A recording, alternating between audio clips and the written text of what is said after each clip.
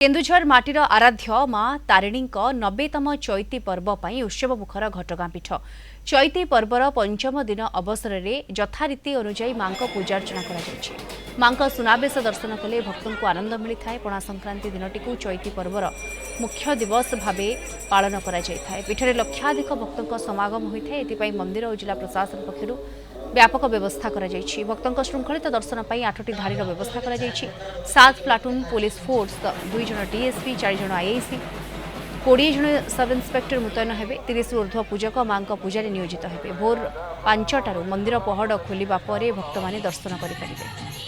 सकाळु जने प्रतिदिन भली मां को स्नान मार्जना होइके मां सुनावेश सज्जित होइचंदी।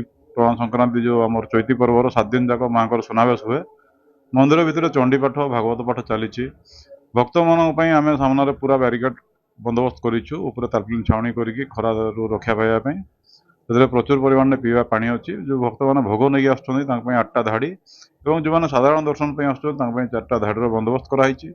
माँ आमर सबकि काली चैती पर्व काली से सुनावेश होती। आज मु आसी दर्शन करने माँ तो सबकि कौन कहि माँ को पाखरे खाली आसला मात्रे माँ सब पूरण करदेवे। माँ तो बहुत भल दर्शन है। माँ भी पूरा माँ सुनावेश देखी बहुत खुशी लगिला। आम बहुत दिन तलू भाभी आसमु बोली माँ डोरी लगी ना तो आज माँ डोरी लगिला से सब आस परिवार सह बुलवाई।